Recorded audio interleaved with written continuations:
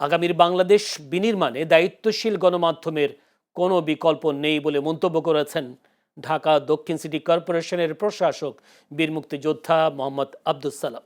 সোমবার রাজধানীর সেগুনবাগিচায় বাংলাদেশ শিল্পকলা একাডেমিতে বাংলাদেশ টেলিভিশন জার্নালিস্ট ক্লাবের উদ্যোগে ঈদ পুনর্মিলনী ও গণমাধ্যমের চোখে আগামীর বাংলাদেশ শীর্ষক আলোচনা সভায় প্রধান অতিথির বক্তব্যে তিনি কথা বলেন।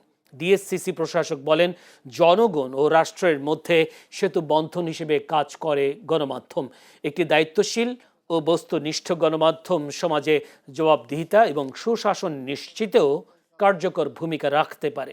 শুরুতে অনুষ্ঠানের উদ্বোধন করেন টেলিভিশন জার্নালিস্ট ক্লাবের প্রধান উপদেষ্টা ও পেশাজীবী দলের প্রতিষ্ঠাতা সভাপতি আরিফুল ইসলাম জিয়া।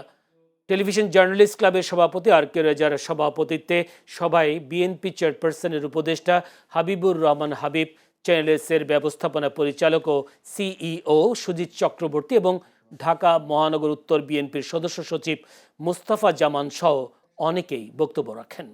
সাংবাদিকরা কারা? যারা সমাজের দর্পণ, সমাজ সম্পর্কে চোখে আঙুল দিয়ে দেখিয়ে দেয় যে আজকে এই জিনিসটা খারাপ, এই জিনিসটা ভালো, এইটা আপনি করেছেন, এটা ঠিক করেন নাই, তো সেখানে এটাকে প্রকাশ করা হয়েছে।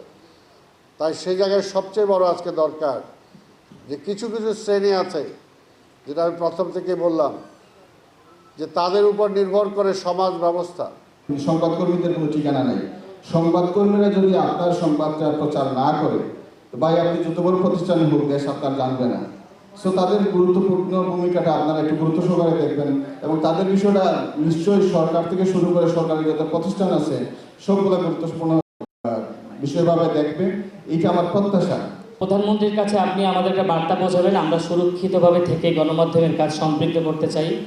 আমরা যেহেতু তৃতীয় পক্ষ হিসেবে সাধারণ জনগণকে তথ্য প্রচার করে থাকি, সেক্ষেত্রে আমাদের একটা সুরক্ষা দরকার। মাননীয় প্রধানমন্ত্রীর কাছে আমার আকুল আবেদন, আমাদের সুরক্ষা রেখে আপনি যত কাজই করুন আমাদের সুরক্ষা রাখবেন। আমরা বাংলাদেশ বিনির্মাণে সকল সাংবাদিকরা একসাথে কাজ করতে চাই, তাহলেই আমাদের নির্মিত হবে আগামীর বাংলাদেশ।